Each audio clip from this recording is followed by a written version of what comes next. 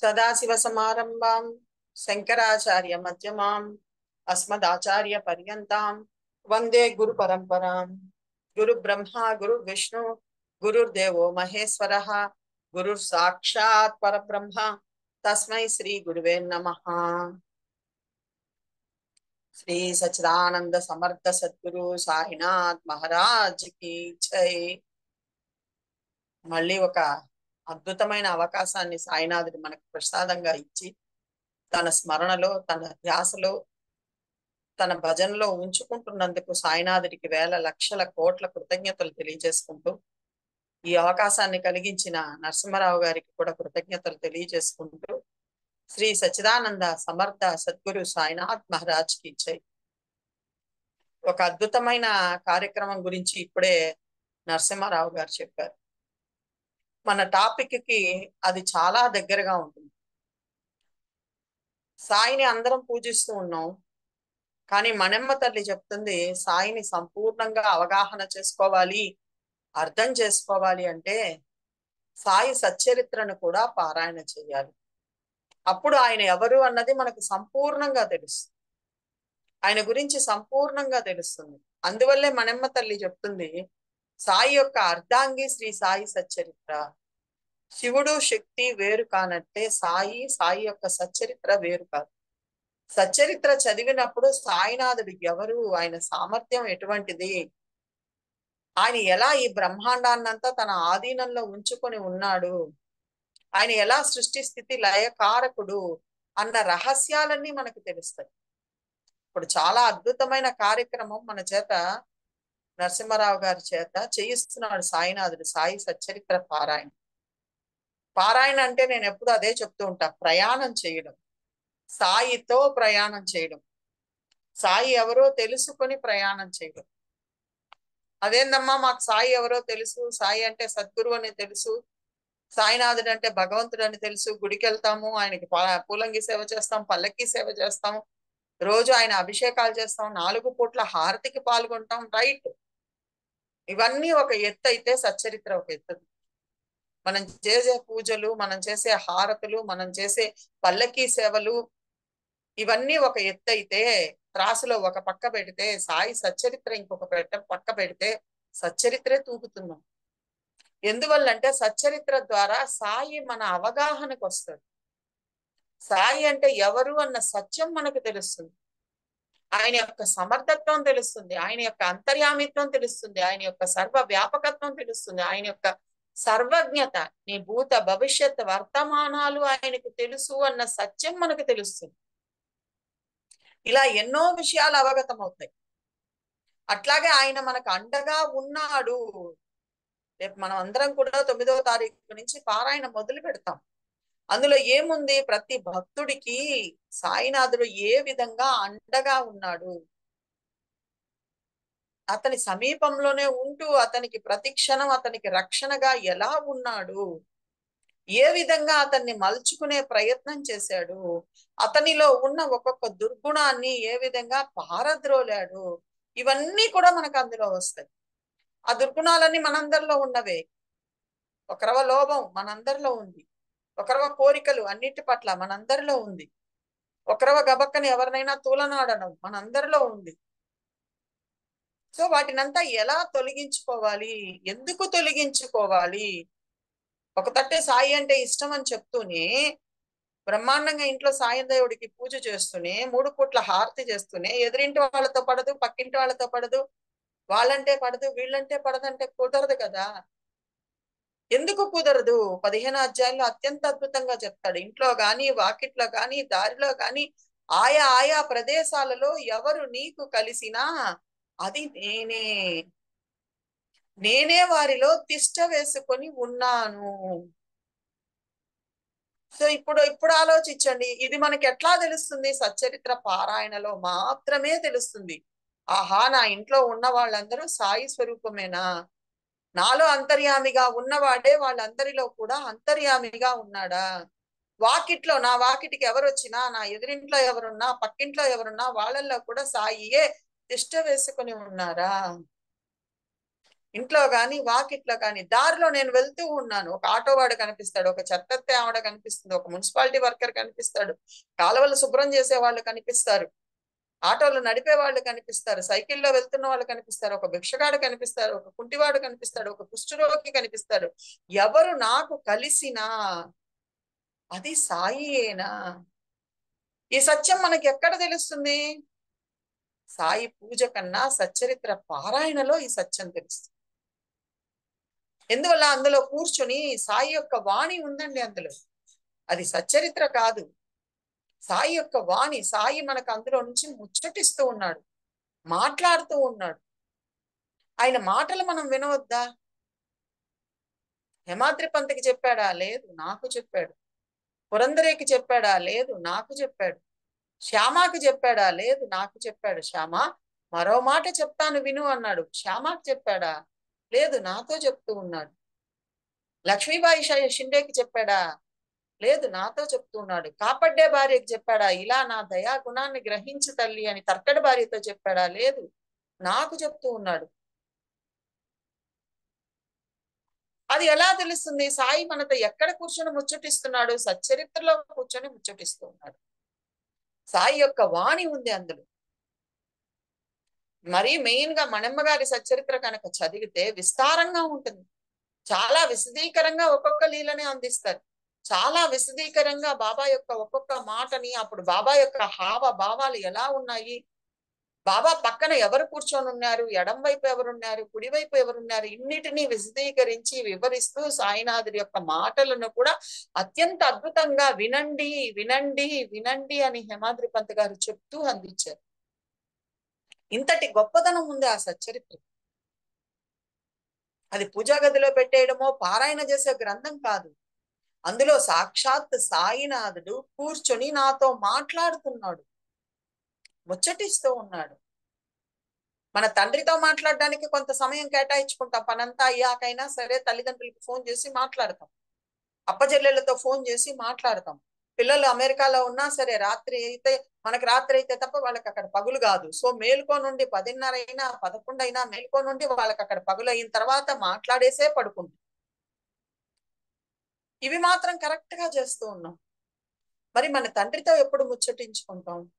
మన తండ్రి మనకి హితవు చెప్తూ ఉన్నాడు, మనకి శ్రేయస్సు కలిగించేవి చెప్తూ ఉన్నాడు, మన వల్ల మనం ఎలా ఉద్ధరించుకోవాలో చెప్తూ ఉన్నాడు, మనం ఏం చెయ్యాలి ఏం చెయ్యకూడదు అన్న రహస్యాలన్నీ చెప్తూ ఉన్నాడు, ఎంతో మంచి విషయాలు బోధిస్తున్నాడు. ఆ బోధన ఎక్కడ వినగలం మనం? సచ్చరిత్ర పారాయణలో మాత్రమే వినగలం. సచ్చరిత్రని తెరిచి పెట్టుకొని ఒక్కొక్క అధ్యాయం చదివేటప్పుడు, ఎందుకంటే ఆల్రెడీ ఇప్పుడు చదవమని చెప్పి నరసింహారావు గారు చెప్పారు కాబట్టి దాన్ని ఎలా చదవాలో మీకు కొద్దిగా నేను చెప్పాలని అనుకుంటూ ఉన్నాను. అది కూడా సాయినాథుడి ప్రేరణి. మీరందరూ చదవలేదని కాదు, మీరు ప్రతి ఒక్కళ్ళు పారాయణ చేసేవాళ్లే, అత్యంత అద్భుతంగా పారాయణ చేసేవాళ్లే. కానీ పారాయణ అంటేనే పరాయణత్వం చెందాలి. ఆ లీలల లోపలికి మన మనస్సు వెళ్ళిపోవాలి, ఆ దృశ్యాన్ని మన మనస్సు చిత్రీకరించుకోవాలి. ఎన్ని పేజీలు ఉన్నాయి, ఎంత తొందరగా అయిపోతుంది, 20 నిమిషాలు కేటాయించుకొని కూర్చుందాం, 30 నిమిషాలు కేటాయించుకొని కూర్చుందాం అన్న టైం లిమిటేషన్స్ పెట్టకుండా ఎప్పుడు మీకు ప్రశాంతంగా ఉంటుందో, ఆల్రెడీ నరసింహారావు గారు అది కూడా చెప్పేశారు, ఉదయం నుంచి సాయంత్రం లోపల ఎప్పుడైనా చదవండి అమ్మా, రాత్రి లోపల మీ ఇష్టం అని చెప్పారు. బాబా కూడా పారాయణకి నియమాలు నిబంధనలు ఏమి పెట్టలేదు మనకి. ఆనందంగా ఎప్పుడైనా చదువుకోవచ్చు. తల్లితో తండ్రితో ముచ్చటించడానికి సమయంతో పనే ఉందండి. మీకు వెసులుబాటు ఎప్పుడు ఉంటుందో, ఎప్పుడు ఏకాగ్రతగా చదవగలరో, ఏ సమయం అయితే మీకు కరెక్ట్ గా సరిపోతుందో ఆ సమయాన్ని మీరే నిర్ణయించుకోండి. ఒక సమయం కేటాయించుకోండి. ఆ సమయంలో ఆ సమయం కోసం ముందు వేచి ఉండండి. తండ్రి ఇదిగో గబగబా పనులు చేసుకొని వస్తానయ్యా, నీతో ముచ్చటించుకుంటాను, నీతో మాట్లాడుకుంటాను. మేము అలాగే చెప్పుకుంటాం. నీతో మాట్లాడుకుంటాను, ఒక్క 10 నిమిషాలు అయ్యా, తొందరగా వంట చేసేసి వచ్చేస్తాను, తొందరగా పనులు చేసుకొని వచ్చేస్తాను అని చెప్పండి. లేదా దానికోసం ఒక అరగంట ముందుగా లేవండి. లేస్తే మనకి ఎవరితో ఇబ్బంది ఉండదు. వేకుజామున ఎవరితో ఇబ్బంది ఉండదు. రాత్రి అందరూ పడుకున్న తర్వాత ఎవరితో ఇబ్బంది ఉండదు. బీవీదేవి గారు అద్భుతంగా చెప్తారు సచ్చరిత్రలో. పగులంతా నా సంసారం కోసం ఖర్చు పెట్టినా రాత్రి నాదే కదా, సాధనకు ఉపయోగించుకుంటాను అంటారు. సో ఏదో ఒక సమయాన్ని కేటాయించుకోండి. కేటాయించుకొని అప్పుడు ఆయనతో ముచ్చటించటానికి, ఆయనతో ప్రయాణం చేయడానికి, హాయిగా ఆనందంగా ద్వారకామాయిలో సాయి పక్కన కూర్చొని ఆ లీలలను దర్శించడానికి, సాయితో గడపడానికి సచ్చరిత్రను ఓపెన్ చేయండి.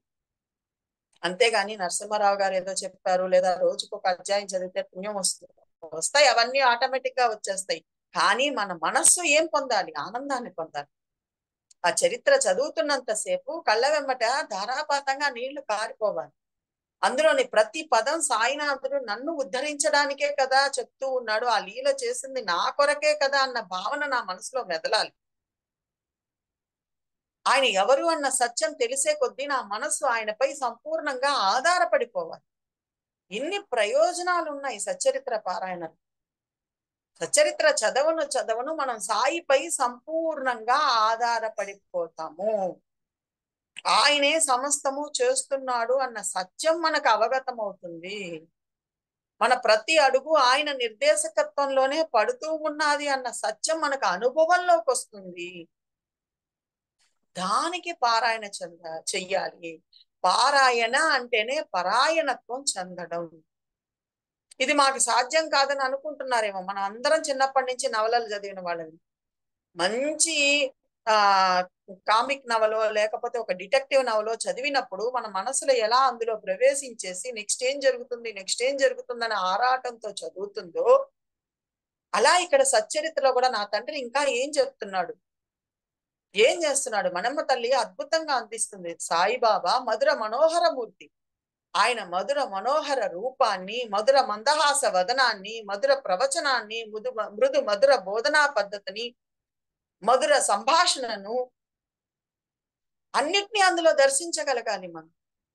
ప్రతి ఒక్కదానిని, ప్రతిదీ మధురమే. ఆయన రూపం మధురం. కొన్ని చోట్ల ఆయన రూపాన్ని అద్భుతంగా వర్ణిస్తాడు యమాద్రి పంతు.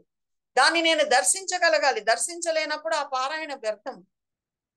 కొన్నిసార్లు ఆయన మృదు మధుర దరహాసాన్ని వర్ణిస్తాడు. చిన్నగా చిరునవ్వు నవ్వుతాడు బాబా. ఆ దరహాసాన్ని నేను దర్శించగలగాలి. కొన్నిసార్లు మృదు మదన ప్రవచనం చెప్తాడు బాబా. అదిగో తద్విద్ది ప్రణిపాతేన నానాసాహెబ్ చందోర్ గారికి చెప్పాడు. అదిగో బ్రహ్మజ్ఞానం కోసం కోరి వచ్చిన వ్యక్తికి కూర్చోపెట్టుకొని బోధ చేశాడు. అదిగో విజయానందుడు తల్లి కోసం బాధపడుతుంటే కూర్చోపెట్టుకుని ఐహిక ఆముష్కాల గురించి బోధ చేశాడు. ఇలా చాలా చోట్ల ప్రవచనం. అదిగో ఆ బాటసారిని కూర్చోపెట్టుకుని ఆ పాము కప్ప కథ మొత్తం చెప్పాడు. సో మృదు మధుర ప్రవచనాన్ని, మధుర బోధనా పద్ధతి, ఒక్కొక్క చోట ఒక్కొక్క సుబోధ, మనందరినీ ఉద్ధరించే బోధ, అద్భుతమైన బోధ. తల్లి బిడ్డలు అనుకుంటే పోలేదా, ఎందుకు గొడవ పడుతున్నారు అన్నారు వేణిబాయి అన్నా చించినీకర్. అట్లాగే అదిగో చూడు పంది ఏం చేస్తున్నదో, ఆ మలాన్ని ఎంత ఇష్టంగా తింటున్నదో, ఇతరులను నిందిస్తే రేపు నీ పరిస్థితి కూడా అదే అని బోధ చేస్తాడు ఒక అధ్యాయం. ఎవరి శ్రమనైనా వృధాగా తీసుకోకూడదు, వాళ్ళకి మూల్యం చెల్లించాలి అని 19వ అధ్యాయంలో నిచ్చెన ఉదంతం ద్వారా బోధ చేస్తాడు. సేవ అనే పేరుతో వెళ్ళి నువ్వు దేన్ని ఆశించకూడదు అని మొదటి అధ్యాయంలో బోధ చేస్తాడు. ఎవడబ్బా సొమ్మని తీసుకొని వెళ్ళాలని అనుకుంటున్నారు. ఇలా ఎన్ని చోట్ల ఎంత అద్భుతమైన బోధ మన కోసం చేస్తాడు. మనం ఎక్కడ కరెక్ట్ అవ్వాలి అన్నటువంటి విషయాన్ని ఎంత అద్భుతంగా తెలియజేస్తాడు. ఎందుకు ఆకాశానికి నిచ్చెనేస్తున్నావు, ఉన్న సగం రొట్టె చాలదా అంటాడు దాము అన్నతోటి. అద్భుతమైన బోధ. మనం కూడా అదే చేసేద్దాం, ఇది చేసేద్దాం అనుకుంటాం. ఎందుకు బాబా ఇది ఇచ్చాడు కదా అని సంతృప్తి పడాలి, ఆనందంగా ఉండాలి, అనవసరమైన నిచ్చెనలు వేసి ఉన్నదానిని పోంగొట్టుకోకూడదు అనేది మనకు ఆ లీల నేర్పిస్తుంది.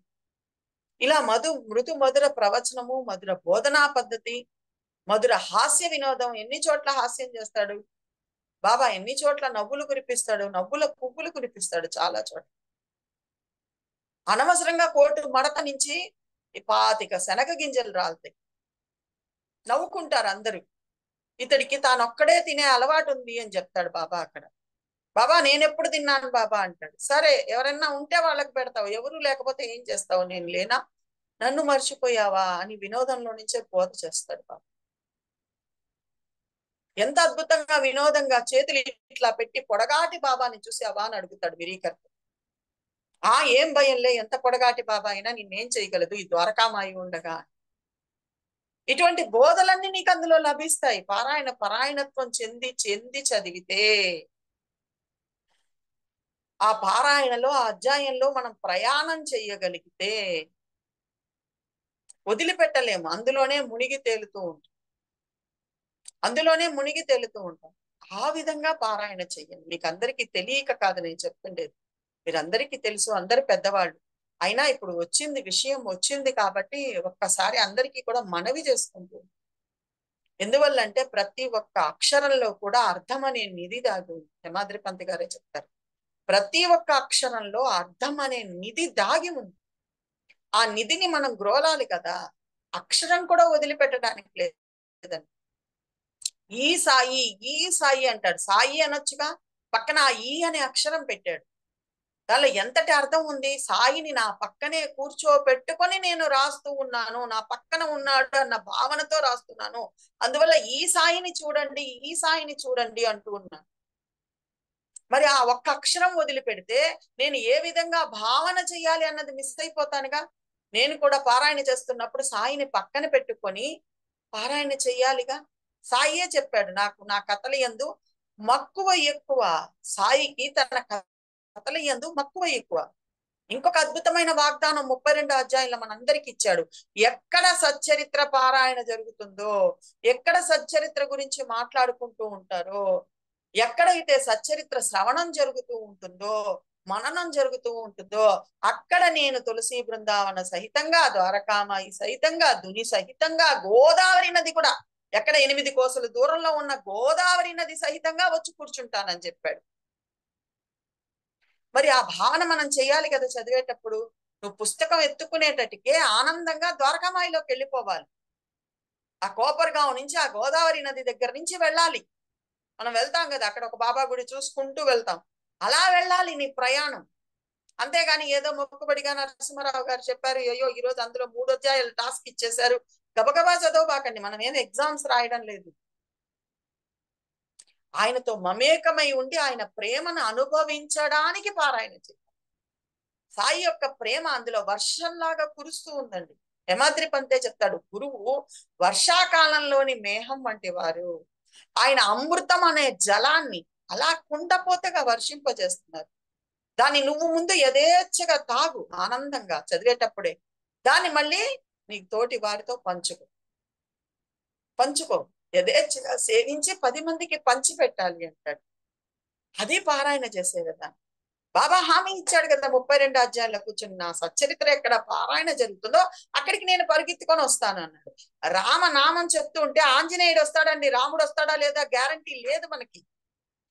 ఎత్ర ఎత్ర రఘునాథ కీర్తనం తత్ర తత్ర కృత మస్తకాంజలిం అన్నాడు. ఆంజనేయ స్వామి వచ్చేస్తాడు.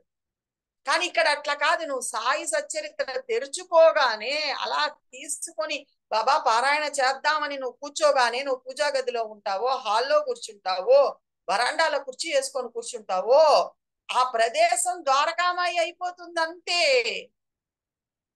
అక్కడ బాబా వచ్చి నీ ఎదురుగా కూర్చునేస్తాడు అంతే. గద్దె వేసుకొని కూర్చునేస్తాడు. పక్కన తులసి బృందావనం వచ్చేస్తుంది, చక్క రథం వచ్చేస్తుంది, పులి బొమ్మ వచ్చేస్తుంది, సాయి కూర్చున్నటువంటి రాయి వచ్చేస్తుంది, సభా మండపం అంతా వచ్చేస్తుంది, ఎదురుకుండా దుని వచ్చేస్తుంది, 8 కోసల దూరంలో ఉన్న గోదావరి కూడా నీ ఇంటి పక్క నుంచి పారుతూ ఉంటుంది. ఇంతటి హామీ 32 అధ్యాయంలో కూర్చొని బాబానే స్వయంగా ఇచ్చాడు. మరి పారాయణ మనం ఎంత గాఢత్వంతో చేయాలో ఆలోచించండి, ఎంత గంభీరమైన భావనతో చెయ్యాలో ఆలోచించండి. యద్భావం తద్భవతి. నీ భావం ఎంత గంభీరంగా ఉంటుందో ఫలితం అందులో నుంచి అంతే అద్భుతంగా లభిస్తుంది. తన్మయత్వం చెందిపోతాం. శరీరం మరలా మరలా రోమాంచితం అవుతుంది. కళ్ళ వెంబట అశ్రుదారులు కారుతూ ఉంటాయి. ఏంది తండ్రి ఇదా నీ ప్రేమ?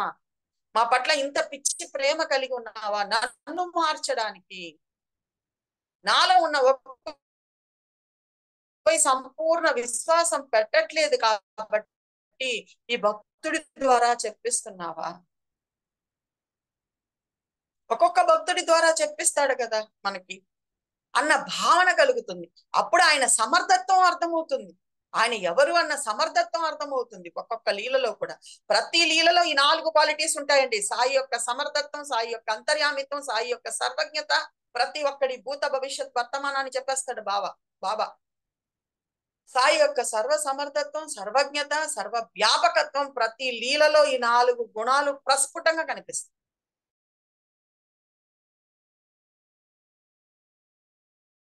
చెప్తూ ఉంటుందో నా మనసు సంపూర్ణంగా సాయిపై ఆధారపడిపోతుంది. అన్యదా శరణం నాస్తి త్వమేవ శరణం వ్రజ. నీవు తప్ప నాకు ఇంకొక దిక్కు లేదు తండ్రి. నువ్వు ఇంతగా నన్ను కాపు కాచుకొని ఉన్నావు. నా భూత భవిష్యత్ వర్తమానాలన్నీ తెలిసిన వాడివా నువ్వు. కాపాడ్డే భార్య కాదు చెప్పింది, నాకు చెప్తున్నావా?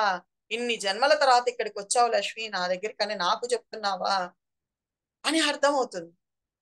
నానాసాహెబ్ చందోర్కర్ కాదు చెప్పింది, 4 జన్మల నుంచి తెలుసు నానా అని, నాకు చెప్తున్నావా అనేది అర్థమవుతుంది.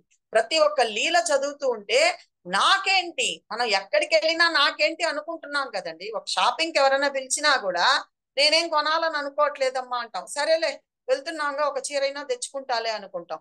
నాకేంటి అనుకునే ప్రతి ఒక్క పని చేస్తూ ఉన్నాం. మరి పారాయణ వల్ల నాకేంటి లాభం? నేనేం తెలుసుకోవాలి, నేనేం నేర్చుకోవాలి? నరసింహారావు గారి కోసం చేయకూడదు, నేను సాయి గురించి సంపూర్ణంగా తెలుసుకోవడానికి చెయ్యాలి. నా మనసును సాయితో ముడిపెట్టడానికి చెయ్యాలి. సాయి యొక్క లీలలను నా మనసులో చిత్రీకరించుకొని ఆనందాన్ని అనుభవించడానికి చెయ్యాలి. అందులో ఉన్న బోధను గ్రహించి నన్ను నేను మార్చుకోవడానికి చెయ్యాలి. ఆయనకు నా పట్ల ఉన్న ప్రేమను తెలుసుకొని కన్నీరు కార్చడానికి చెయ్యాలి. సాయిబాబా మన అందరి పట్ల ప్రేమ కలిగి ఉన్నారని తెలుసుకోండి అంటాడు హేమాద్రి పంత్ ఒక అధ్యాయం. ఆ ప్రేమ ఎలా తెలుస్తుంది? ఆ ప్రేమే వర్షంగా సచ్చరిత్రలో కురుస్తూ ఉంది. ఆయన ప్రేమే కురుస్తుంది. పొదువుగాని లేరా కూర్చో అంటున్నాడు మనల్ని. నేనేం చెప్తున్నాను బాబా, నాకు వంటింట్లో పని ఉంది, ఇంకో చోట పని ఉంది, నువ్వు ఉండవయ్యా మళ్ళీ వస్తాను నీ దగ్గరికి అంటూ. సో ఆ విధంగా పరాయణత్వం చెంది కనుక మనం పారాయణ చేయగలిగితే పారాయణలో అత్యంత అద్భుతమైన ఫలితాన్ని పొందుతాం.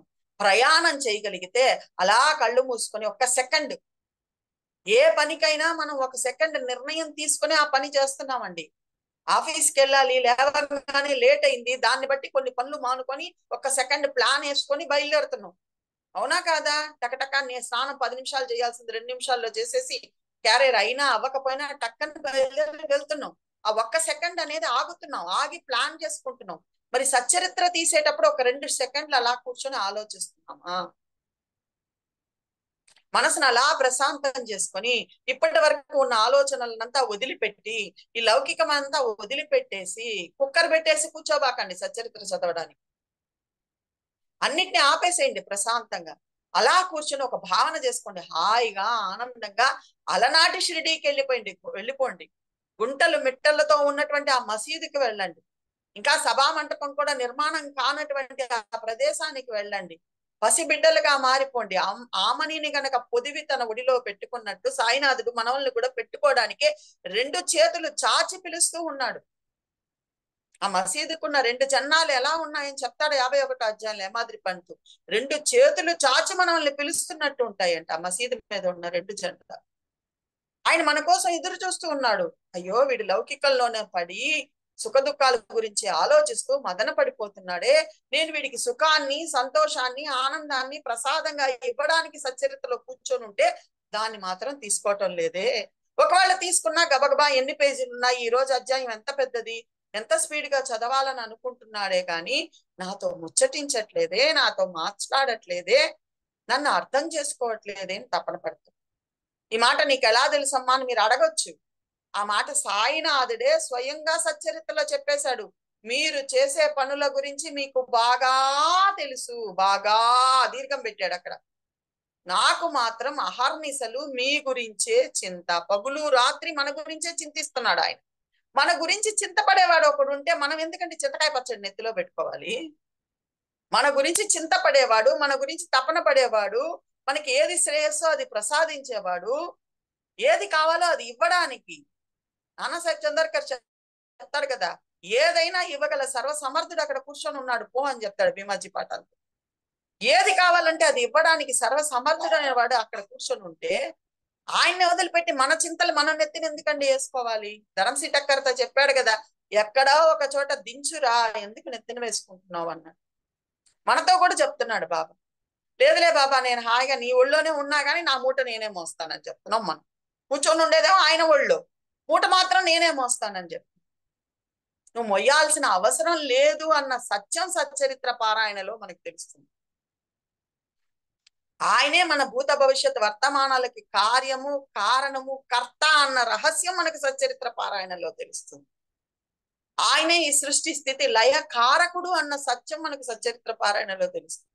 ఆయనే ఈ అష్టద ప్రకృతిగా విరాజిల్లుతున్నాడు అన్నది మనకి ఈ సచ్చరిత్ర పారాయణలో తెలుస్తుంది. ఒక్క నామానికి రూపానికే పరిమితం కాదు, నువ్వు చూసేదంతా కలిపితే నేను, నీ దృష్టి ఎక్కడ పడితే అక్కడ నేనే అన్నది మనకు సచ్చరిత్ర పారాయణలో మాత్రమే తెలుస్తుంది. సర్వ జీవులలో ఆయన్ని చూసేవారే ఆయనకు ప్రీతిపాత్రులు అన్న రహస్యం కూడా సచ్చరిత్ర పారాయణలోనే తెలుస్తుంది. సర్వ జీవులలో అందరిలో సాయిని చూసే స్థితికి చేరుకోవాలి.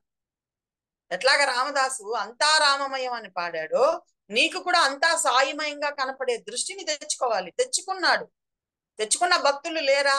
దీక్షిత్ ఉపోద్ఘాతంలో నిమోన్కర్ గురించి చెప్తారు.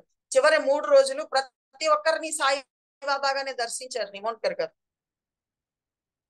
అట్లాగే సచ్చరిత్రలో ఆయన నేవాస్కర్ పాటిల్, బాలాజీ నేవాస్కర్ పాటిల్ పామును కూడా సాయిగా దర్శించాడు. పాములో సాయిని చూడలా, పామును కూడా సాయిగా దర్శించాడు. ఎందుకు బాబా బుసగొడుతున్నావు, వాళ్ళు భయపడుతున్నారు, ఇదిగో ప్రశాంతంగా ఈ పాలు దాగి వెళ్ళు అని పెద్ద గిన్నెతో పాలు తీసుకొని వచ్చి అక్కడ పెట్టాడు. సో ఆ స్థితి కలుగుతుంది. ఎప్పుడు కలుగుతుంది? నువ్వు ఆ పరాయణత్వం చెందితే, అందులో ఉన్న రహస్యాలు నీకు వంట పడితే, అప్పుడు సమస్త విశ్వాన్ని సాయిగా చూడగలిగే స్థితికి మనం కూడా చేరుకుంటాం. ఇంత అద్భుతమైన ఫలితాలను మనకు ప్రసాదించడానికి సాయినాథుడు సచ్చరిత్రలో తిష్ట వేసుకుని కూర్చొని ఉన్నాడు.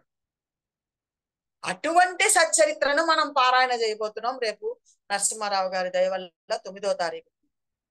అంత శ్రద్ధతో, అంత గౌరవప్రదంగా, అంత ఇష్టంగా సచ్చరిత్ర పారాయణలో అందరం పాల్గొందాం. ఈ ఫలితాలన్నిటినీ అందరికీ ప్రసాదిస్తాడు. ఇది ఒక్కరి సొమ్ము కాదు. చెప్పాడు కదా, బండ్ల కొద్ది ఉన్నాయిరా, వచ్చి తవ్వుకోపండి అన్నాడు. మనం అందరం తవ్వుకుందాం, మనం అందరం ఆ ఆనందాన్ని అనుభవిద్దాం, మనం అందరం ఆ సాయినాథుడి యొక్క సమర్థత్వాన్ని అర్థం చేసుకొని ముందుకెళ్లే ప్రయత్నం చేద్దాం. నరసింహారావు గారు చెప్పారు కాబట్టి సాయి సచ్చరిత్ర యొక్క మహత్యాన్ని ఒక 10 నిమిషాలు మీతో పంచుకుంటాం. అటువంటి సచ్చరిత్రలోనే సాయి యొక్క సమర్థత్వాన్ని గురించి మనము గత 2 వారాలుగా కూడా మాట్లాడుకుంటూ ఉన్నాం. సో 13వ అధ్యాయం వరకు కూడా మనం చెప్పుకోవడం జరిగింది ఆయన సమర్థత్వం ఎంత గొప్పదో. ప్రతి అధ్యాయంలో ఆయన అంతర్యామిత్వం, ఆయన సమర్థత్వం మనకు తెలుస్తూనే ఉంటాయి. నేను నీ అంతర్యామిని, నీతోనే ఉన్నాను, నన్ను నువ్వు వేరుగా చూడబాకు అన్నది మనకు ప్రతి అధ్యాయంలో చూపించేస్తుంది. అలా 14వ అధ్యాయంలో కూడా మనందరికీ తెలుసు, రతన్జీ పిల్లలు లేరు. అప్పటికి పిల్లలు లేరా? ఉన్నారు. 1 కాదు, 2 కాదు, 3 కాదు, 12 మంది స్త్రీ సంతానం, 12 మంది ఆడపిల్లలు ఉన్నారు. అయినా అప్పట్లో మగపిల్లలుగా ఇప్పుడే ఉందంటే ఇంక అప్పట్లో 100 సంవత్సరాల కిందట మనం అడగబల్లం. అందుకనే నేను ఎప్పుడూ చెప్తుంటా, సచ్చరిత్ర పారాయణ చేసేటప్పుడు ఆ దేశ కాలమాన పరిస్థితులకి వెళ్ళిపోవాలి. ఎందువల్లంటే అలా వెళ్ళకపోబట్టే అప్పుడు అందరూ 2 రూపాయలు ఇచ్చారు కదా అని ఇప్పుడు కూడా మనం బాబాకి 2 రూపాయల దక్షిణగా సమర్పిస్తున్నాం. అప్పటి 2 రూపాయల విలువ ఇప్పుడు ఎంతో తెలుసుకుంటే అంత సమర్పిస్తాం. ఆలోచించుకోవాలి. సో అలా ఆయనకు 12 మంది స్త్రీ సంతానం కలిగారు, కానీ మగపిల్లవాడు లేడు. అది ఒక లోటుగా భావిస్తున్నాడు ఆయన. మదన పడిపోతున్నాడు. మళ్ళీ ఎంత మంచి వ్యక్తి, ఎంతగా అందరిని ఆదరిస్తారు, దాసగణ గారిని కూడా ఎంతగా ఆదరించేవాడు, సాధు సత్పురుషుల్ని ఎంతగా ఆదరించేవాడు. ఆ పుణ్య సంచయమే ఆయన్ని సాయి వద్దకు తీసుకొని వచ్చింది. ఆ దాసగణ మహారాజే వాళ్ళందరూ బాబా దగ్గరికి పంపించడమే పనండి. మనం కూడా మనకి ఎవరు కనిపించినా బాబా దగ్గర చేర్చేయాలని వాళ్ళని తీసుకొని వచ్చి మన కుటుంబం పెద్దది చేసుకోవాలి, విస్తారం చేసుకోవాలి, సాయి కుటుంబాన్ని విస్తారం చేసుకోవాలి. మన పని కూడా అదే. దానికి మనకు ఆయన యందు సంపూర్ణ విశ్వాసం ఉండాలి. దాసగణ గారికి ఉండింది. బాబా దగ్గరికి వెళ్ళి బాబా ఇచ్చేస్తాడని. ఇంతకీ రహస్యం ఏంటో తెలుసా? దాసగణ గారికి పిల్లలు లేరు, ఆయన ఎప్పుడు బాబాని అడగలేదు. మీకు అందరికీ తెలుసు కదా, దాసగణ గారికి పిల్లలు లేరు. ఆయన భార్య కూడా కొంచెం మతిస్థిమితం లేని ఆవిడ. బాగు చేయమని ఎప్పుడు బాబాని అడగలేదు, కోరలేదు. ఆయన పిల్లలు లేరని కూడా కోరలేదు. ఆయన తర్వాత ఒక బిడ్డని దత్తత తీసుకున్నాడు. ఆ బిడ్డ కూడా తర్వాత చనిపోవడం జరుగుతుంది.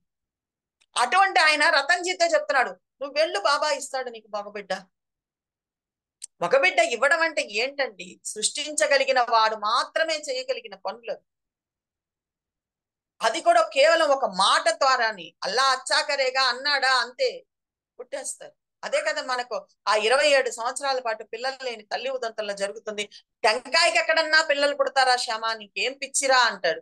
టెంకాయకి పుట్టవు బాబా, నీ మాటకు పుడుతుంది, నువ్వు మాట చెప్పు, నువ్వు మాట చెప్పు, పుడతారు తప్పకుండా అంటాడు. టెంకాయకి పుట్టరు నాకు తెలుసు, అందుకే వాళ్ళ ఆ అధ్యాయంలో టెంకాయ కొట్టి తినేస్తారు. ఒక సగం తిని ఒక సగం చిప్ప వేస్తారు ఆ తల్లి ఒళ్ళు. ఎందువల్ల శ్యామకి తెలుసు నీ మాటకు పుడతారు. సరే మాట ఇచ్చాను రా, పుడతారు. ఎప్పుడు పుడతారు, ఎన్ని నెలలు, ఎన్ని సంవత్సరాలు. చూడండి ఎంతగా సాయిని అవగాహన చేసుకున్నాడో, అర్థం చేసుకున్నాడో, ఆయన సమర్థత్వాన్ని తెలుసుకున్నాడో శ్యామ. అందువల్ల శ్యామ క్యారెక్టర్ చాలా అద్భుతమైనది సచ్చరిత్ర. మీరు చదివేటప్పుడు ఒక క్యారెక్టర్ ని కూడా అలా క్యారెక్టర్ వైజ్ గా చదవండి. ఒక్కొక్క అధ్యాయంలో ఎంత అద్భుతంగా వాళ్ళని మలుస్తాడో బాబా మనకు తెలుస్తుంది. అలాగే దాసగన్ మహారాజ్ తనకు పిల్లలు లేరు, ఏనాడు బాబాని అడగలేదు. తన భార్యకి బాగాలేదు, ఏనాడు అడగలేదు. కానీ రతన్జీకి చెప్తున్నాడు, నువ్వు వెళ్ళు, బాబా దగ్గరికి వెళ్ళు, మగబిడ్డను ప్రసాదంగా ఇస్తాడు. బిడ్డని ఏందండి ఇచ్చేసేది. ఒక అధ్యాయంలో చెప్తాడు, షిరిడీలోనే ఒక ఆవిడకి బిడ్డ చనిపోతారు. చనిపోతే సచ్చరిత్ర లేదులేండి, దీక్షిత్ డైరీలో చనిపోతే ఆ తల్లి విలపిస్తుంది. ఆ విలపిస్తున్న దాన్ని చూసి దీక్షిత్ మనసు కరిగిపోయి బాబా వద్దకు వస్తాడు. బాబా, ఆ తల్లి విలపిస్తుంది, నేను చూసి తట్టుకోలేకుండా ఉన్నాను. ఆ తల్లికి ఆ బిడ్డను ప్రసాదించు తండ్రి, మళ్ళీ నువ్వైతే ప్రసాదించగలవు. వాళ్ళు అర్థం చేసుకున్నారండి. వాళ్ళు అర్థం చేసుకున్నది ఎవరిని, మనలాగా 3.5 మూరల దేహంతో ఉన్న ఒక మానవుడిని అర్థం చేసుకున్నారు భగవంతుడని. ఈ మాట నేను పదే పదే చెప్తూ ఉంటా మీకు అందరికీ కూడా. ఎందుకంటే మనకి బాబా పరిచయం అయ్యేటట్టుకి భగవంతుడు, వాళ్ళకి పరిచయం అయినప్పుడు సామాన్య ఒక సాధు సత్పురుషుడు. అడుగుతున్నాడు, బాబా నువ్వైతే బ్రతికించగలవు, బ్రతికించు బాబా.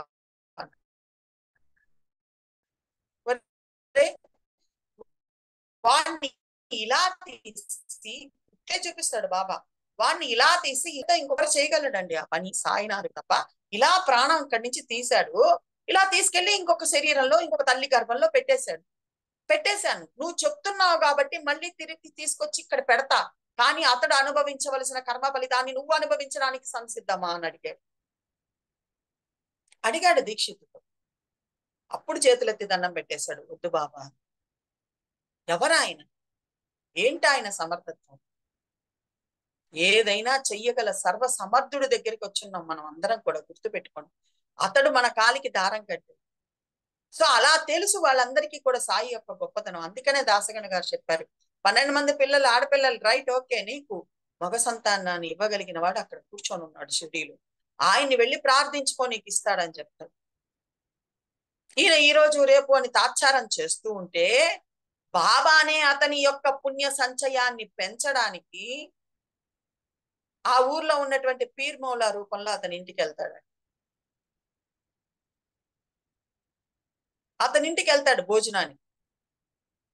భోజనానికి వెళ్తే ఆయన కూడా అద్భుతంగా ఆయనకి విందు భోజనం పెట్టి పూలమాల వేసి సత్కరించి అన్ని చేసి పంపిస్తారు.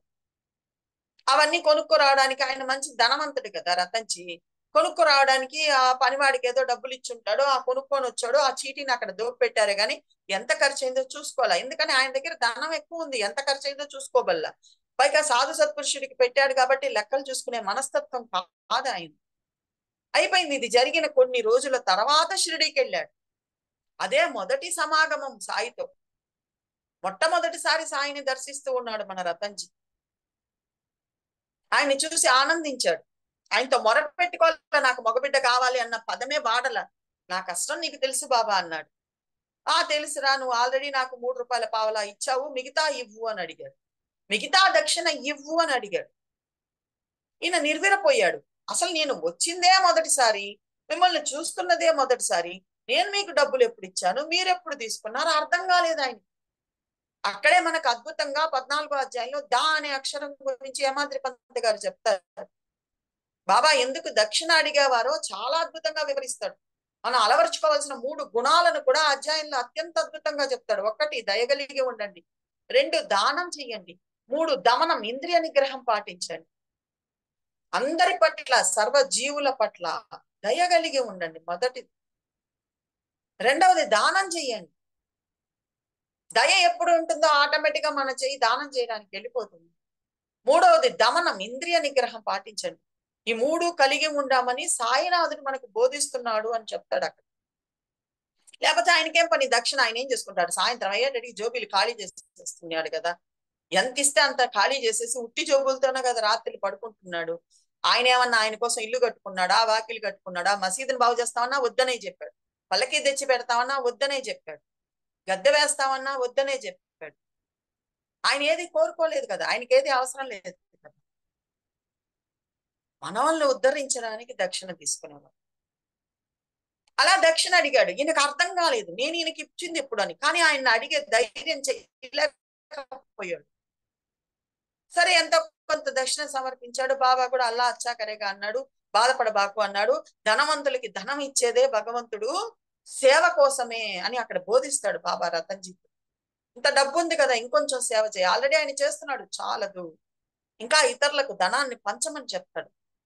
బోధ చేసి ఆయన్ని పంపించేస్తాడు. ఆయన ఇక్కడికి వచ్చి దాసగణతో మొరపెట్టుకుంటాడు, నేను మొదటిసారి బాబాని చూస్తున్నాను కదా, ఆయన 3 రూపాయలు పావలా ఇచ్చావు, మిగతా ఇమ్మని అడిగాడు, ఎందుకు అడిగాడు. ఎంతటి సమర్థత్వం, ఎంతటి సర్వవ్యాపకత్వం. ఆ పీర్ మౌలాలో ఉన్నది కూడా నేనే అన్న ఎంతటి ఏకాత్మత భావన మనకు చూపిస్తూ ఉన్నాడో చూడండి. ఆ మౌల్వీ సాహిబ్ లో ఉన్నది కూడా నేనే అన్న ఏకాత్మత భావ, అది నేను తప్ప వేరే ఎవరు. 20 అధ్యాయులు అదే కదా చెప్తాడు, ఆ పని పిల్ల నేను కాక మరి ఎవరు అంటాడు ఈశావాస్య ఉపనిషత్తు.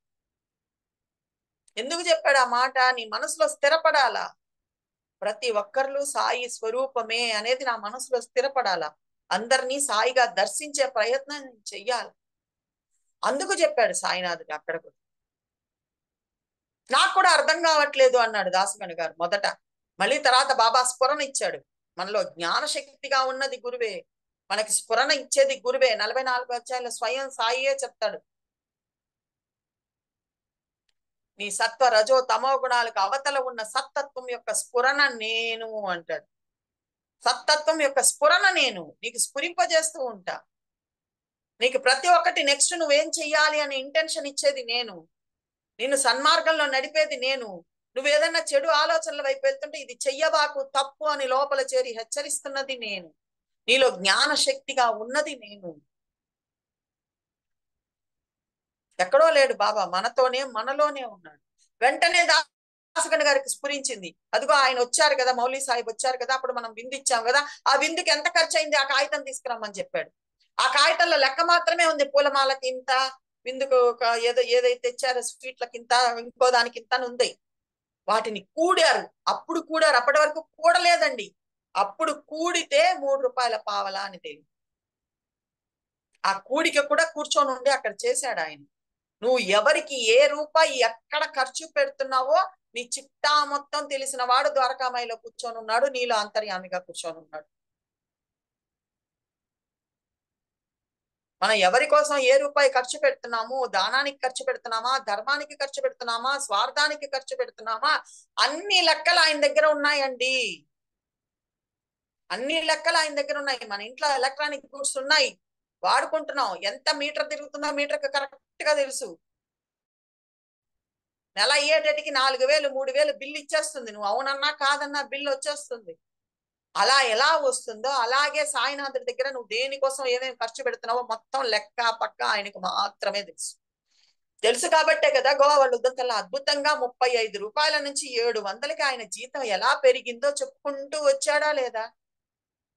నీకు నువ్వు అనుకుంటున్నావు నేను చేసిన పనికి నాకు ఇంక్రిమెంట్ వచ్చింది, నాకు జీతం పెరిగింది, నాకు ప్రమోషన్ వచ్చింది, నీకు ఎప్పుడు ప్రమోషన్ రావాలి, ఎంత జీతం పెరగాలి, ఎలా రావాలి అన్నీ తెలిసిన సర్వ సమర్థుడు నీ కాలికి దారం కట్టున్నాడు, గుర్తుపెట్టుకో. అందువల్లే టెండూల్కర్ భార్య కలలో వెళ్ళి కనపడ్డాడు. ఆయనకి యాక్చువల్ గా రావాల్సింది ఎంత, 75 రూపాయలే కావాల్సిన పెన్షన్, 75 రూపాయలే. అమ్మా నీకు 100 ఇస్తాను అనుకుంటున్నాను, సరిపోతుందా అని అడిగాడు.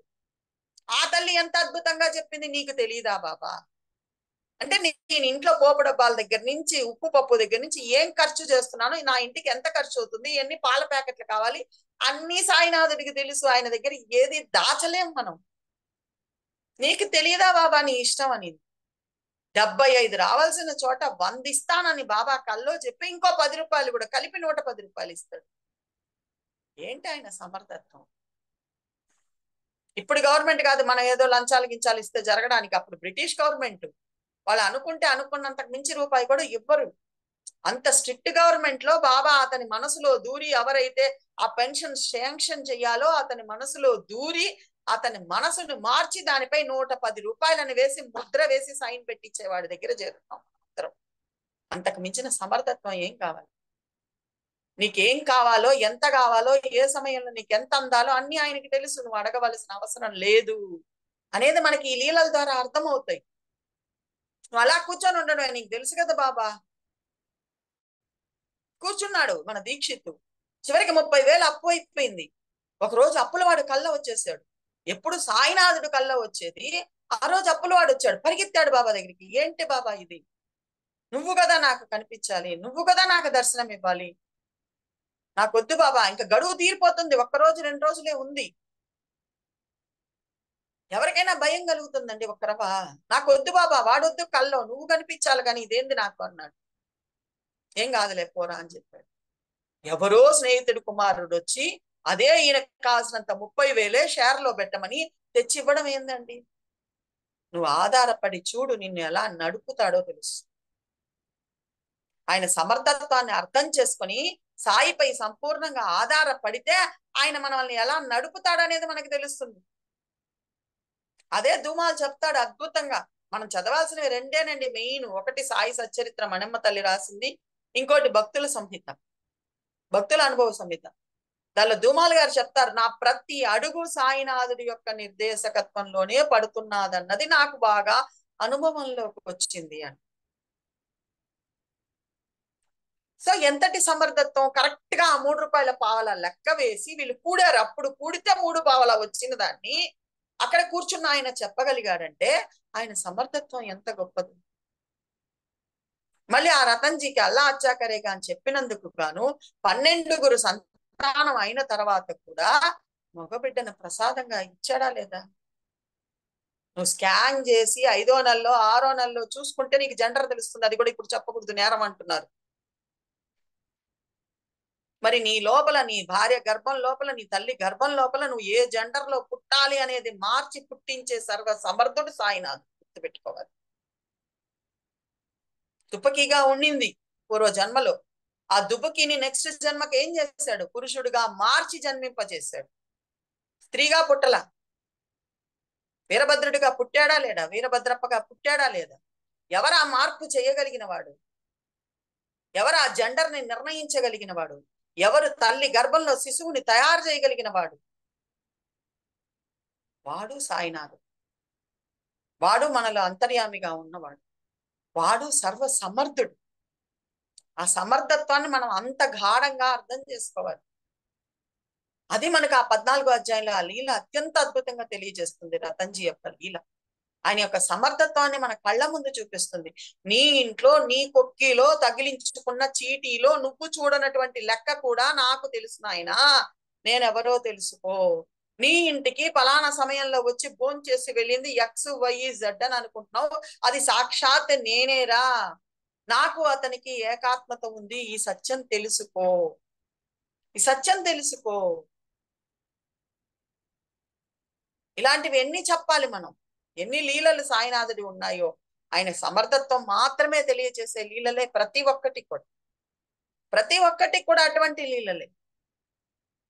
నెక్స్ట్ వెంటనే 15వ అధ్యాయం మణమ్మ తల్లి చెప్తుంది, సచ్చరిత్రకి గుండెకాయ వంటిది. ఆ తల్లి యొక్క తండ్రి గాని వాళ్ళ అన్నదమ్ముళ్ళు గాని 15వ అధ్యాయంలో బాబా నోటి గుండా వెలువడిన ఓవీలను ఒక చీటీలో రాసుకొని జోబిలో పెట్టుకొని వెళ్ళేవాడు.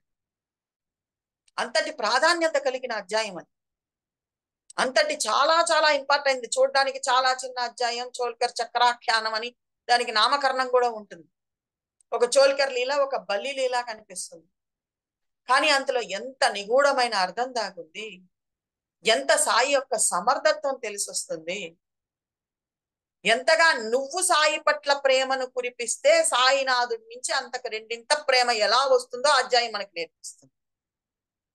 అందుకనే ఆ అధ్యాయం మొదలు పెట్టేటప్పుడే హేమాద్రి పంత్ గారు మనందరినీ సముద్రంతో పోలుస్తాడు. మేము సముద్రంతో పోలుస్తున్నందుకు మీరు ఏమి అనుకోబాకండి. సముద్రం ఏం చేస్తుందంట? మంచినీటి కాలువని, ఉప్పు నీటి కాలువని, మురికి కాలువని అన్నిటినీ తనలో తీసుకుంటుంది. మీరు కూడా అన్ని విషయాల్ని మీ మనసులో తీసుకుంటూ ఉన్నారు. ఆ చెడునంతా పక్కన పెట్టి సాయినాథుడు విషయాలను స్వీకరించండి అంటాడు.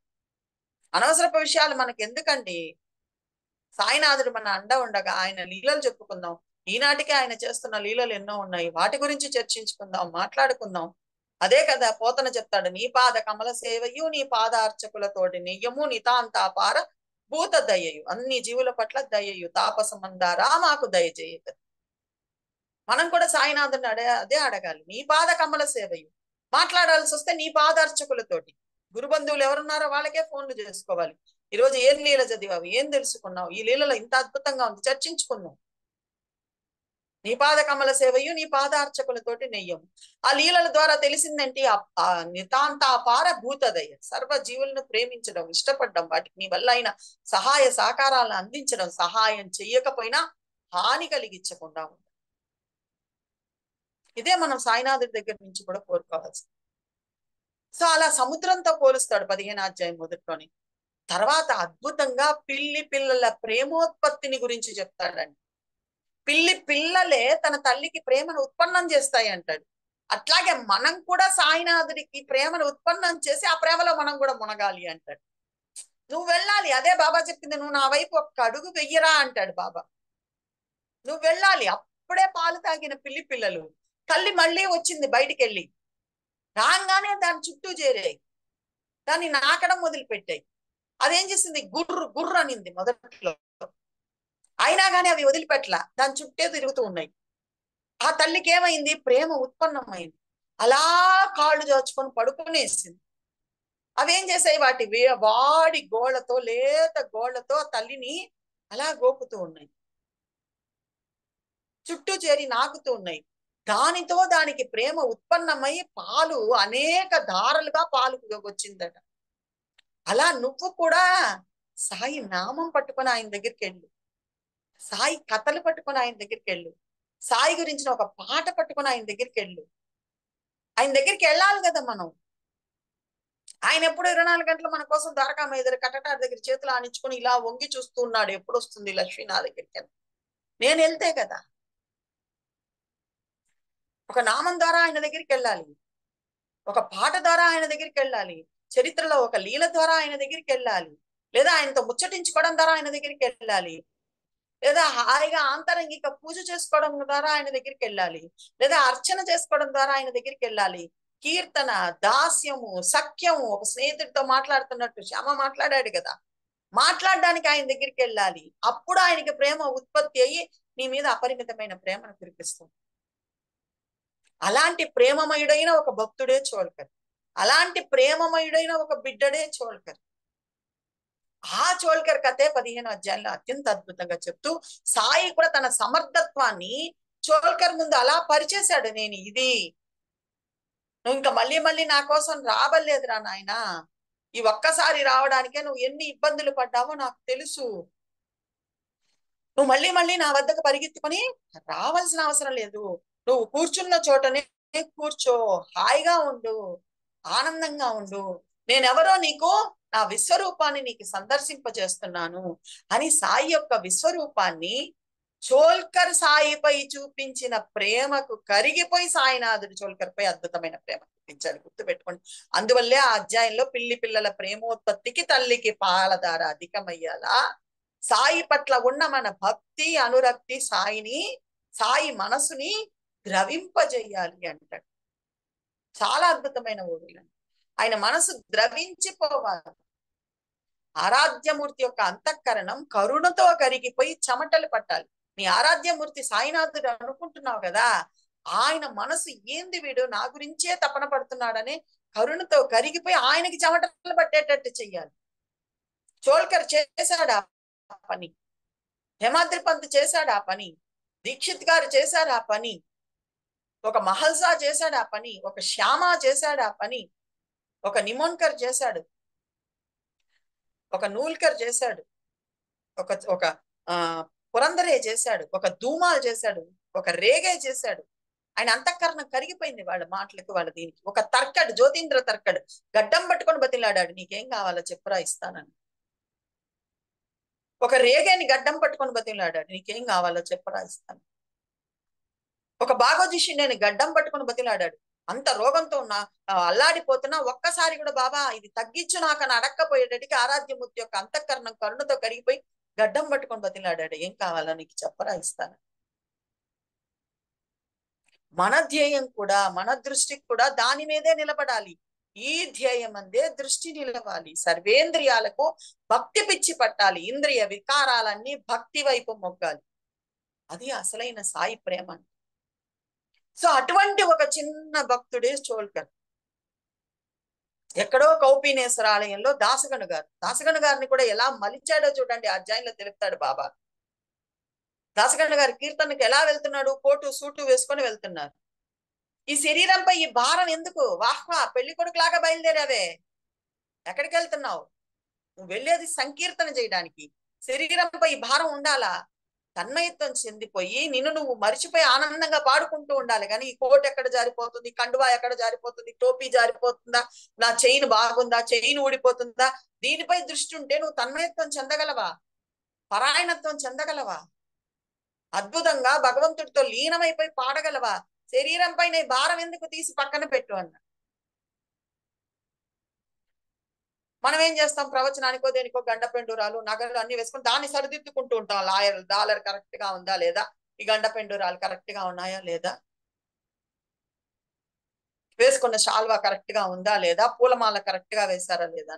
బాబా ఏం చెప్పాడు? తీసేయి వాటి భారం మనకెందుకు, నీ మనసు నాతో లగ్నం అవ్వాలి కానీ నీ వేష భాషతో నాకేం పని అన్నాడు. అందువల్లే కదా దాసగను గారి కీర్తన అంతగా ప్రాశస్త్యం చెందింది. ఒంటిపైన ఏ భారం లేదు. ఆనందంగా హరినామ సంకీర్తన చేసేవాడు, ఆనందంగా సాయి గుణగణాలు గానం చేసేవాడు. ఇప్పుడు కాదు, మైకులు ఉండి కూడా మనం చెప్పలేకుండా ఉన్నాం. అప్పుడు మైకులు కూడా లేకుండా 2000 మంది 3000 మంది కూర్చొని ఉంటే చివరి వ్యక్తికి కూడా వినపడేది దాసగను గారి పాట. అంత కంచు ఖండంతో అద్భుతంగా పాట పాడేవారు ఆయన. అద్భుతంగా కీర్తన చేసేవాడు. సాయినాథుడి యొక్క పటాన్ని ముందు పెట్టుకొని సాధు సత్పురుషుల కథలు చెప్తూ అందులో సాయినాథుడి కథను కూడా జొప్పించి సాయి ప్రేమని అద్భుతంగా వర్ణించేవారు. ఆలోచించండి, వాళ్ళనంతా ఎలా మలుచుకున్నాడు బాబా. మనం ఏం చేస్తున్నాం? నేను ఇంకా ఎలా ఉండాలి, ఎంత సింప్లీగా ఉండాలి? సాయి భక్తులంతా మనం సింప్లిసిటీనే పాటించాలండి. మనకొద్దు పటాటాపాలు, మనకొద్దు ఇంకొక నేను సాయి భక్తురాలని వైట్ అండ్ వైట్ ఇంకోటో వేసుకొని కాషాయాలు ధరించాల్సిన అవసరం లేదు. మనకి సాయికి మధ్య సంబంధం మనకి ప్రపంచానికి మధ్య కాదు. వాళ్ళకి చూపించుకోవడానికి మనం ఏమి చేయాల్సిన అవసరం లేదు. అది దాసగను గారి ఆ లీల మనకు నేర్పిస్తుంది. ఎంతగా తన్మయత్వం చెందిపోయాడు దాసగను గారు అంటే మనందరికీ తెలుసు. ఒకసారి దాసగను గారు, జ్యోతీంద్ర తర్కడు వాళ్ళందరూ కూడా అద్భుతమైన కీర్తన ఏదో బాంబే దగ్గర ఏదో ఊర్లో చేస్తూ ఉన్నారు, ఊరి బయట చేస్తూ ఉన్నారు. ఒక దొంగల ముఠాకో దేనికో సంబంధించిన ఒక వ్యక్తి చనిపోతాడు. ఆ శవాన్ని తీసుకెళ్తూ సాయి గుణగణాల కీర్తన విని, నీ సాయి అంత గొప్పవాడైతే వీడిని బతికించమను అని అడిగారు వాళ్ళు శవాన్ని అక్కడ పెట్టి. ఈయన ఒక్కరవ తడబడ్డారు, ఏంటిది ఈ పరిస్థితి అని. వెంటనే జ్యోతీంద్ర తర్కడు అందిస్తాడు, మన సాయినాథుడు ఉన్నాడుగా, మనకెందుకు దిగులు, మీరు ఎప్పుడు పాడతారే ఆ పాట పాడండి, అందుకోండి అన్నాడు. ఏంటది? సాయి రహం నజర్ కర్. ఇంకంతే, సాయి దగ్గరికి వెళ్ళిపోయింది మనస్సు. కళ్ళు మూసేసుకున్నాడు, ఆనంద పారవస్యం. కళ్ళ వెంబట నీళ్ళ ధార వర్షధారలాగా వస్తుంది. నాకు తెలియదు తండ్రి, ఈ సమస్య నీది, పరిష్కారం నీది, నాకే సంబంధం లేదు అని పాడుకుంటూ ఉన్నాడు ఆనందంగా. దాన్నే మళ్ళీ మళ్ళీ వల్లవేస్తూ ఉన్నాడు. కాసేపటికల్లా చనిపోయిన వ్యక్తిలో కదలిక వచ్చిందండి. ఇది సత్యం, జరిగింది. ఇది జరిగిందన్న దానికి జ్యోతీంద్ర తర్కడే సాక్ష్యం. బాబా ప్రతి లీలని సాక్ష్యం పెట్టుకొని చేస్తాడు. నెవాస్కర్ ఇంట్లో పాము వచ్చింది, ఆ పాముని ఆయన సాయిగా భావించాడనే దానికి రామచంద్రుని సాక్ష్యంగా పెట్టుకున్నాడు. మిరికర్ని పాము కాటైపోయింది, శ్యామాని సాక్ష్యంగా పెట్టుకున్నాడు. ప్రతి ఒక్క లీలకి బాబా సాక్ష్యాధారాలతో సహా నీకు నిరూపిస్తాడు. ఎందువల్లంటే నీ మనసు అంత తొందరగా పట్టుకోదని ఆయనకి బాగా తెలుసు. అవన్నీ ఏందోలేండి జరిగాయో లేదో నువ్వు అనుకుంటావు కాబట్టే జ్యోతీంద్ర తర్కడు ఉన్నాడు అక్కడ సమయానికి. తర్కడు లీలల్లో రాసుకున్నాడు ఆయన, నా కంటి ముందు జరిగింది ఇది అని. ఆలోచించి చూడండి, సాయి నామానికి ఉన్న సమర్థత్వం, సాయి ప్రేమకున్న సమర్థత్వం, తన భక్తుడు కోరిన కోరికతో ఆయుష్ తీరిపోయిన వ్యక్తిలో కూడా మళ్ళీ చలనం తేగలిగినటువంటి సమర్థత్వం సాయినాథ్. అంత గొప్ప స్థితికి దాసగను గారిని తీసుకెళ్లాడు సాయినాథ్. అందువల్లే ఈ రోజు తన భక్తులు ఎవ్వరికీ లేనటువంటి గొప్ప అవకాశం. నరసింహారావు గారి పుణ్యాన నేను కూడా నిజామాబాద్ వెళ్ళినప్పుడు దర్శించి వచ్చాను. గోర్ధా అనుకుంటా ఊరి పేరు, నాకు సరిగ్గా కరెక్ట్ గా గుర్తులేదు. దాసగరి గారి వస్త్రం, ఏ వస్త్రాన్నైతే మార్చుకోమని బాబా వారు ఇక్కడ ఆజ్ఞాపించారో, ఆ తర్వాత కేవలం ఏ పై వస్త్రం ఒకటి కింద ఆ ఒక చిన్న పంచ మాత్రం కట్టుకుంటూ ఉన్నాడో, ఆ వస్త్రానికి సమాధిని కట్టించుకున్నాడండి బాబా తన బిడ్డని. ఎంతగా అద్భుతంగా అలంకరించి అందం చూసుకుంటాడో చూడండి. ఏ వస్త్రం, ఈ భారం మనకి ఎందుకురా అని అడిగాడు అక్కడ. దీన్ని తీసి పక్కన పెట్టడా అన్నాడు. బాబా మాటలు విని పక్కన పెట్టేశాడు ఆయన. నువ్వు పెట్టావుగా, నేను చెప్పినట్టు నడుచుకున్నావుగా, నిన్ను నేను ఎక్కడ ఉంచుతానో చూడు అని ఎంత అద్భుతంగా మన నరసింహారావు గారి వాళ్ళ పుణ్యంతో నేను కూడా వెళ్ళి దర్శించగలిగి చాలా ఆనందం వేసింది. అటువంటి సమర్థత్వం కలిగిన వాడు సాయినాథ్. అటువంటి దాసగను గారు. ఎందుకంటే మనం ప్రతి భక్తుడితో వచ్చినప్పుడు ఆయన గురించి చెప్పుకోవాలి, ఆయన బాబా ఎలా మలిచారో చెప్పుకోవాలి. ఆయనకి ఎంత గొప్ప అదృష్టాన్ని బాబా ప్రసాదించాడో, ఎంత ప్రేమని బాబా వాళ్ళ పట్ల చూపించాడో ప్రతిదీ మనం మాట్లాడుకోవాలి, ఏది వదిలిపెట్టకు. అటువంటి దాసగను గారు అద్భుతంగా గోపీనేశ్వర ఆలయంలో కీర్తన చేస్తూ ఉన్నాడు బాబా పటాన్ని ముందు పెట్టు. కీర్తనకు వచ్చే వాళ్ళు ఎన్ని రకాలుగా ఉంటారో ఆ అధ్యాయంలో చెప్తారు. మనం కూడా ఒక్కొక్కళ్ళం ఒక్కొక్కటి, ఈమెకేం తెలుసు, ఈమె ఏం చెప్తుంది విందామని కొంతమంది వస్తారు. సాయి మీద ప్రేమతో కొంతమంది వస్తారు. కథలు వినడానికి కొంతమంది వస్తారు. ఎక్కడైనా అంతే, ఏ ప్రవచనంలో అయినా ఏ కీర్తనలో అయినా. అట్లా అక్కడ కూడా చాలా మంది చాలా రకాలుగా వెళ్ళాడు. కానీ మన చోల్కర్ మాత్రం ప్రేమమయుడైన భక్తుడు. అద్భుతమైన భావంతో భగవంతుణ్ణి గురించి తెలుసుకోవాలన్న ప్రేమతో వెళ్ళాడు.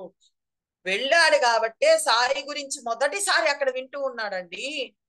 మొదటిసారి వింటున్నప్పుడే సాయినాథా నాపై దయను కురిపించండి, నన్ను కరుణించండి, నా ఇంటి పరిస్థితి మీకు బాగా తెలుసు, నేను ఉద్యోగంలో ప్రమోషన్ రావాలంటే ఒక ఎగ్జామ్ రాయాలి, ఆ ఎగ్జామ్ కి నేను ప్రిపేర్ అవుతాను, ప్రిపేర్ అవ్వకుండా మీరు నన్ను రక్షించండి అని అడగలేదండి.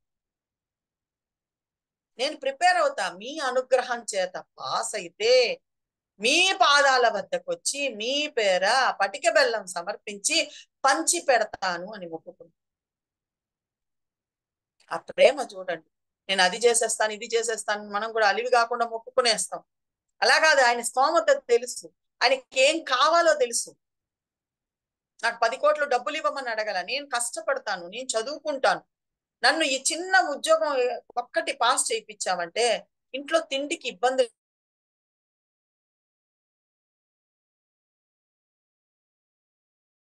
అట్లాగే అతన్ని ఉత్తీర్ణుడు కూడా చేశాడు బాబా. పాస్ అయ్యాడు, ప్రమోషన్ వచ్చింది, ఉద్యోగం స్థిర ఉద్యోగం అయింది. ప్రమోషన్ కాదు, ఉద్యోగం స్థిరపడింది, పర్మనెంట్ అయింది. పర్మనెంట్ అవ్వడానికి ఎగ్జామ్ అది, పర్మనెంట్ అయ్యింది. ఇంకా తహతహలాడడం మొదలుపెట్టాడు. నేను బాగా చదివాను కాబట్టి పాస్ అయ్యాను అనుకోవాలా, నా సాయి వల్ల పాస్ అయ్యాను కదా, నా సాయిని చూసి నేను పటిక బెల్లం సమర్పించాలి కదా, వెళ్దామంటే ఇంట్లో ఖర్చులు, ఇంట్లో ఇబ్బందులు, అంతంత మాత్రం సంసారం, వెళ్ళలేకపోతున్నానే, నా తండ్రిని చూడలేకపోతున్నానే అని తహతహలాడాడు. ఆ తహతహ కోసం తనకు తానే పశ్చాత్తాపడి ప్రాయశ్చిత్తార్థం చక్కెర మానేశాడండి. నా తండ్రిని చూసే వరకు నా జీవితంలో తీపి ఉండకూడదు, తీయదనం ఉండకూడదు. వెంటనే వెళ్ళలేకపోతున్నాడు, ఆర్థిక పరిస్థితి అలా ఉంది. కానీ పశ్చాత్తాపడి ప్రాయశ్చిత్తం చేసుకున్నాడు. ఆ ప్రాయశ్చిత్తార్థం చక్కెరను మానేశాడు. టీలో గాని కాఫీలో గాని తీయ పదార్థాలు గాని, అటుపక్క బాగా తీపి ఎక్కువ తింటారు ఉత్తరాది సైడ్, మనందరికీ తెలుసు, మనకన్నా చాలా ఎక్కువ తింటారు. వాళ్ళకి పొద్దున టిఫిన్ లో కూడా తీపి ఉండాలి, మధ్యాహ్నం భోజనంలో తీయటి పదార్థం ఏదో ఒకటి ఉండాలి, రాత్రి భోజనం చేశాక తీయటి పదార్థం తింటారు. మనకి ఏమాద్రి పంత్ గారు కూడా 38 అధ్యాయాల వంట పాత్ర ఉదంతంలో చెప్తారు, చివరిగా తీపి ఉంటేనే కంప్లీట్ అవుతుందంటారు. సో అలా వాళ్ళకి అది అలవాటు, ప్రతినిత్యం ఉంటుంది తీపి పదార్థం. అటువంటిది తీపి పదార్థానంతా త్యజించాడు, చక్కెరను మానేశాడు, ప్రాయశ్చిత్తం చేసుకున్నాడు, పశ్చాత్తాప పడ్డాడు. బాబా నేను వచ్చి కలవలేకపోతున్నానయ్యా, మొక్కు ఎలా మొక్కుకోవాలి, ఆ మొక్కు తీరకపోతే ఎంత తపన పడాలి అనేది మనకి సచ్చరిత్రల అధ్యాయం నేర్పిస్తుంది. మనం మొక్కుకుంటాం, ఏ 20 ఏళ్లకో తీర్చుకుంటాం, ఏ 15 ఏళ్లకో తీర్చుకుంటాం, లేదా శ్యామ వాళ్ళ అమ్మగారు లాగా కొడుకులకో పిల్లలకో అప్పజెప్పిపోతాం. ఆ తల్లి అలాగే కదా చేసింది, సప్తశృంగికి వెళ్ళలేక. కానీ ఎలా ఉండాలి, ఎలా తపన పడాలి, ఆ ప్రేమ. అందుకే నీకు మొదలు పెట్టేటప్పుడే చెప్పా, పిల్లల ప్రేమోత్పత్తికి ఆ తపన గమనించాడు అంతర్యామిగా ఉన్నవాడు. ఆ ప్రేమని గమనించాడు అంతర్యామిగా ఉన్నవాడు. ఎట్లా డబ్బు పోగు చేసుకొని షిరిడీకి జోగు దగ్గరికి వచ్చాడు. జోగు వాళ్ళ ఇంటికి వచ్చి జోగు వాళ్ళ ఇంట్లో దిగి జోగు గారితో కలుసుకుని బాబా వద్దకు వచ్చాడు. ఆయన పాదాల వద్ద పటిక బెల్లం సమర్పించాడు. ఆయనతో ముచ్చటిచ్చాడు. ఆయన దర్శించుకున్నాడు. దర్శించుకున్న వెంటనే మనసులో చూడండి, బాబా పట్ల ఇంకా ప్రేమ కలగడానికి, బాబాకి అతని పట్ల ప్రేమ కలగడానికి దర్శించుకున్న వెంటనే అతను ఒక మాట అనుకుంటాడండి మనసులో, ఈ రోజుతో నా సకల కోరికలు తీరిపోయాయి. మనమైతే బాబా పర్మనెంట్ చేసావు కానీ నాకు ప్రమోషన్ ఎప్పుడు వస్తుంది, నా బిడ్డలకి పెళ్లిళ్ళు ఎప్పుడు అవుతాయి, వెంటనే ఇంకో కోరిక చిట్టా పెడతాం. ఈ కోరికకి ఇప్పుడు పటిక బెల్లం సమర్పించేస్తున్నాను, ఇంకో కోరిక చిట్టా పెడతాం. ఆయన ఒక చిన్న ఉద్యోగం పర్మనెంట్ అయినందుకే, ఆ పర్మనెంట్ అయిన ఉద్యోగం వల్ల కలిగిన లాభమే నాకు చాలు, నిన్ను దర్శించడం కన్నా నాకు ఇంకే కోరికలు లేవు, నిన్ను దర్శించేశాను, ఈనాటితో నా సకల కోరికలు తీరిపోయాయి అనుకున్నాడు. ఇంకా అప్పుడు సాయినాథుడి అంతఃకరణం కరుణతో కరిగిపోయింది. ఆయనకి ప్రేమ ఉత్పన్నమైంది. పిల్లల ప్రేమోత్పత్తికి తల్లికి పాల ధార అధికమయ్యేలా ఈ చోల్కర్ యొక్క ప్రేమకి సాయినాథుడి మనసు కరిగిపోయింది. కరిగిపోయి జోగుతో చెప్తాడు, ఇతడికి చక్కెర బాగా ఎక్కువ వేసి టీ ఇవ్వు అంటాడు. జోకుకి ఏం అర్థం కాదు. ఎందువల్ల అంటే బాబా దినచర్య అంతా మీరు గమనిస్తే, దీక్షిత్ గారు ఉపోద్ఘాతంలో ఆయన దినచర్య మొత్తం ఇస్తారు. మనం గమనిస్తే ఆయన ఎప్పుడు టీలు కాఫీలు తాగలేదండి. బాబాకి ఈ రోజు టీ ఎందుకు గుర్తుకొచ్చిందబ్బా అని విస్తుతపోతాడు జోగు. కానీ చోల్కర్కు మాత్రం విషయం అర్థమైపోయి వెళ్ళి ఆయన పాదాలు అలా జవురుకునేస్తాడు. తండ్రి, నీకేది తెలియదు అనుకున్నానే, నేను ఎంతటి పిచ్చివాడిని, నువ్వు ప్రతిదీ గమనిస్తున్నావా, నేను చక్కెర మానేసిన విషయం ఇంట్లో కూడా చెప్పలేదు. ఆ మాట అక్కడ ఇస్తారు, ఇంట్లో వాళ్ళతో కూడా చెప్పలే. ఎందుకు మానేశాడు, చక్కెర ఇవ్వకండి వద్దన్నాను కదా అన్నాడు, అంతే. ఎందుకోసం మానేశాడు, ఇంట్లో వాళ్ళకి చెప్పలా, భార్య ఉంటే భార్యకి చెప్పలా, తల్లికి చెప్పలా, ఎవరికి చెప్ప. కానీ ఇక్కడ బాబాకు తెలిసిపోయింది. ఆ తెలిసిపోయింది అది కూడా చోల్కర్ అన్న పదంతో పిలవడము. ఆశ్చర్యపోయాడు. నా పేరు చెప్పలేదు కదా ఈయనకి, నా ఊరు చెప్పలేదు, ఏమీ చెప్పలేదు కదా, ఎవరైనా నేను చక్కెరను మానేసిన విషయం ఈయనకి ఎలా తెలుసు అని పోయి అలా పాదాలు జవురుకునేశారు. అప్పుడు చోల్కర్తో అత్యంత అద్భుతంగా 6 ఓవీలు చెప్తాడు బాబు. 6-7 ఓవీలు చెప్తాడు. చాలా అద్భుతంగా ఉంటాయి. సాయి యొక్క విశ్వరూపాన్ని మన కళ్ళ ముందు ఉంచేస్తాయి. సో ఆ ఓవీలు మనం ఖచ్చితంగా చదువుకోవాలి, ఖచ్చితంగా రాసి పెట్టుకోవాలి, ఖచ్చితంగా జోబులో పెట్టుకోవాలి. దానిలో మొదటిది అద్భుతంగా చెప్తాడు, చోల్కర్ నువ్వేం చేసావు, చక్కెరను మానేవు, పశ్చాత్తాపడ్డావు, ప్రాయశ్చిత్తం చేసుకున్నావు, దాన్ని నువ్వు రహస్యంగా ఉంచినా నాకు సమస్తం తెలిసిపోతుంది. అంటే మన మనసులో ఏ రహస్యాలు ఉన్నా కూడా ఆయనకి సమస్తం తెలిసిపోతుంది. భార్యతో చెప్పని రహస్యాలు ఉండొచ్చు, భర్తతో చెప్పని రహస్యాలు ఉండొచ్చు, స్నేహితులతో చెప్పలేని ఉండొచ్చు. దీనికి ఒక గొప్ప ఉదాహరణ చెప్పి నేను ఈ రోజు క్లాస్ ముగిస్తాను. మిగతా ఓవేలు మనం వచ్చే వారం చెప్పుకుందాం. దీనికి ఒక గొప్ప ఉదాహరణ నానాసాహెబ్ చందోర్కర్ ఉదంతంలో జరుగుతుంది. ఒకసారి నానాసాహెబ్ చందోర్కర్ ని బాబా వారు పోలీలు చేసి తీసుకురమ్మని చెప్తారు. ఆయన కూడా పోలీలు చేసి తీసుకొని వస్తారు. నేను తినేసాను బోరా అంటారు. బాబా ఇప్పుడు వేడిగా చేసి నేను తీసుకొని వస్తే తినేసాను అంటావేంటి, నువ్వు పిండి కలిపేటప్పుడే నేను ఈగ రూపంగా వచ్చి తిన్నానురా, నువ్వు బెల్లం అంతా దంచుతున్నప్పుడే నేను చీమల రూపంతో వచ్చి తిన్నానురా, నువ్వు చేసి పూర్తవంగానే నేను వచ్చి తినేసాను రా అంటాడు. లేదు బాబా నువ్వు ఇప్పుడు తినాల్సిందే. లేదురా ఇప్పుడే తిన్నాను, కడుపు ఫుల్లుగా ఉంది, నాకు వద్దురా అంటాడు. వినరు ఆయన. అప్పుడు కఫిని ఎత్తి చూపిస్తాడు బాబా. సాయినాథుడి యొక్క బొడ్డు చుట్టూతో చీమలు ఉంటాయండి ఆ బెల్లం కణికలు పట్టుకొని. ఏ బెల్లం కణికైతే నానాసాహెబ్ చంద్రకర్ చేస్తున్నప్పుడు ఉన్నాయి. అది చూసి కూడా ఆయనకి తృప్తి చేరదు. నువ్వు ఇవి చూపిస్తే చూపించావు, నేను ఇప్పుడు చేసుకొచ్చింది నువ్వు తినమని చెప్తాడు. అప్పుడు బాబా వారు ఆయనకు మాత్రమే తెలిసినటువంటి ఒక రహస్యమైన విషయాన్ని సంకేత రూపకంగా చూపిస్తాడు. అది ఏదన్నది మనకి ఇవ్వలేదండి. చూపించేటడికి నిర్వీరపోతాడు. ఎవరైనా నేను ఎవరికీ చెప్పలేదే ఈ విషయాన్ని, నా తల్లిదండ్రులకు తెలీదు, భార్యకి తెలీదు, ఈయనకి ఎలా తెలిసిపోయింది. అందువల్లే ఆ తర్వాత అత్యంత జాగ్రత్త పడతాడు బాబా దగ్గర ఉన్నప్పుడు నానాసాహెబ్ చందోర్కర్. అందుకే కదా పాదాలు ఎత్తుతూ కూడా భగవద్గీత చెప్పుకుంటాడు. అవునా కాదా, ఆలోచించి చూడండి. ఎక్కడ నా మనసు అటు ఇటు పోతే ఈయనకు తెలిసిపోతుంది కదా అని భయపడతాడు నానాసాహెబ్ చందోర్కర్. ఆ భయం మనకు కూడా కలగాలి. మన ప్రతి ఆలోచన ఆయనకి తెలిసిపోతుంది. మనం రహస్యంగా దాచిన ఆయనకు సమస్తం తెలిసిపోతుంది. అది కూడా తక్షణం తెలిసిపోతుంది. ఏ విధంగా తెలుస్తుంది, ఎందువల్ల తెలుస్తుంది, ఆయన ఎటువంటి అద్భుతమైన ఓవీలు చోల్కర్కి చెప్పాడు, ఎందుకు చోల్కర్కు మాత్రమే చెప్పాడు, చోల్కర్ని నిమిత్త మాత్రంగా చేసుకొని మనందరికీ కూడా ఎటువంటి అద్భుతమైన బోధన ఆయన అందించాలనుకుంటున్నారు, ఇవన్నీ కూడా బాబావారు మళ్ళీ అవకాశం ఇస్తే చెప్పుకునే ప్రయత్నం చేద్దాం. ఇటువంటి చింతన వైపు, ఆలోచన వైపు మరలించిన రమేష్ అన్న పాదాలకి, గురువు గారి పాదాలకి, ఇంత గొప్ప అవకాశం ఇచ్చిన నరసింహారావు గారి పాదాలకి, ఇంతసేపు ఓర్పుగా విన్న మీ అందరి పాదాలకి, సాయినాథుడి పాదాలకి వేల లక్షల కోట్ల కృతజ్ఞతలు తెలియజేసుకుంటూ శ్రీ సచ్చిదానంద సమర్థ సద్గురు సాయినాథ్ మహారాజ్ కి జై.